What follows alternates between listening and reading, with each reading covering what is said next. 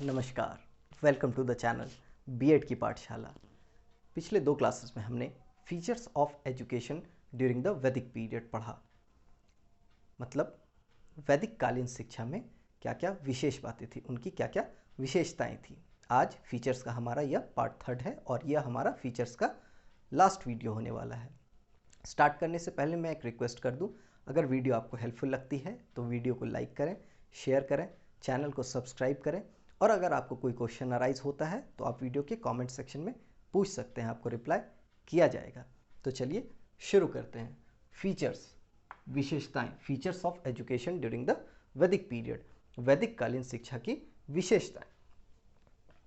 Next point है subjects of syllabus, पाठ्यक्रम के विषय। पाठ्यक्रम पर आधारित कौन कौन से विषय छात्रों को पढ़ाए जाते थे। मेडिसिन मतलब औषधि पढ़ाई जाती थी। साइंस यानी विज्ञान का भी उन्हें ज्ञान या नॉलेज दिया जाता था। एस्ट्रोलॉजी, ज्योतिष विद्या के बारे में भी उन्हें पढ़ाया जाता था। हिस्ट्री मतलब इतिहास का भी उन्हें ज्ञान करवाया जाता था और भी अन्य विषय थे। वैदिक काल में पराविद्या मतलब आध्यात्मिक विद्या का उन्हें ज्ञान दिया जाता था, मतलब स्पिरिचुअल नॉलेज उन्हें प्रोवाइड की जाती थी। और अपराविद्या मतलब सांसारिक और भौतिक विद्या, मतलब जो प्रैक्टिकल नॉलेज है, जो लाइफ जीने के लिए जो नॉलेज रिक्वायर्ड है, जो रिक्वायरमेंट है नॉलेज की, वह प्रोवाइड की जाती थी। नेक्स्ट पॉइंट है टीचर डिसाइपल रिलेशनशिप, गुरु शिष्य संबंध। वैदिक काल में गुरु और शिष्य का संबंध बहुत ही मुख्य था, मतलब वह किसी संस्था के माध्यम से जुड़े नहीं होते थे, उनका जुड़ाव उनके मध्य में ही होता था, मतलब गुरु और शिष्य का संबंध उनके मध्य में ही था। उनके जो जो कर्तव्य थे, जैसे duties of student towards the teacher, शिक्षक के प्रति छात्र के कर्तव्य। छात्र अपने गुरु के, मतलब शिष्य अपने गुरु का हृदय से सम्मान करते थे, उन्हें अपने पिता के समान पूजते थे, उन्हें उतना ही आदर देते थे जितना वह अपने पिता को देते थे। राजा महाराजा के बराबर ही वह अपने गुरु को भी आदर और सम्मान दिया करते थे। गुरु भी उन्हें अपने पुत्र की तरह प्यार और जो निस्वार्थ भाव से उन्हें ज्ञान दिया जाना चाहिए वह देते थे। जैसे duties of teacher towards the student, छात्र के प्रति शिक्षक के कर्तव्य।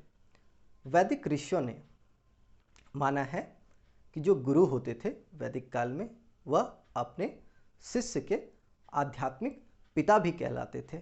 अगर कोई छात्र बीमार पड़ जाता है तो गुरु उनकी सेवा भी किया करते थे, उन्हें जो भी समस्याएं पैदा होती थी उनका निवारण भी गुरु ही करते थे। नेक्स्ट पॉइंट है पनिशमेंट, दंड। स्वाभाविक सी बात है कि अगर छात्र कुछ गलती करते थे तो वैदिक काल में पनिशमेंट यानी दंड का भी प्राविधान था। एग्जॉर्टेशन मतलब समझाया जाता था, अगर छात्र कोई गलती करता है तो उसे समझाया जाता था कि वह गलती को दोहराए ना। प्रीचिंग मतलब उपदेश दिया जाता था, किसी अच्छी बात को लेकर के या किसी महान शख्सियत को लेकर के उन्हें समझाया जाता था कि अगर आप अच्छे काम करते हैं, अच्छी राह पर चलते हैं तो आप किसी अच्छे इंसान की तरह ही बनेंगे। फास्टिंग मतलब उपवास, अगर कोई छात्र कुछ गलती कर देता था तो उन्हें उपवास करने का दंड मिलता था, मतलब उन्हें भूखा रहना पड़ता था। और है यूज ऑफ थिन स्टिक, मतलब पतली सी छड़ी का प्रयोग किया जाता था जो ज़्यादा क्रूर नहीं होता था। नेक्स्ट पॉइंट है फ्रीडम फ्रॉम एक्सटर्नल कंट्रोल, बाहरी नियंत्रण से मुक्ति। वैदिक कालीन शिक्षा बाहरी नियंत्रण से मुक्त थी। इसका मतलब है कि ना तो कोई सरकार ना कोई पॉलिटिकल पार्टी शिक्षा को कंट्रोल करती थी। जो भी शिक्षा थी वह वैदिक ऋषियों और मुनियों के ऊपर ही आधारित थी, मतलब जो गुरु होते थे सिर्फ वही अपने शिष्य को शिक्षित करते थे और जो कंट्रोल था सिर्फ उनके ही हाथों में था। नेक्स्ट पॉइंट है क्लासरूम मॉनिटोरियल मेथड, कक्षा नायकी पद्धति।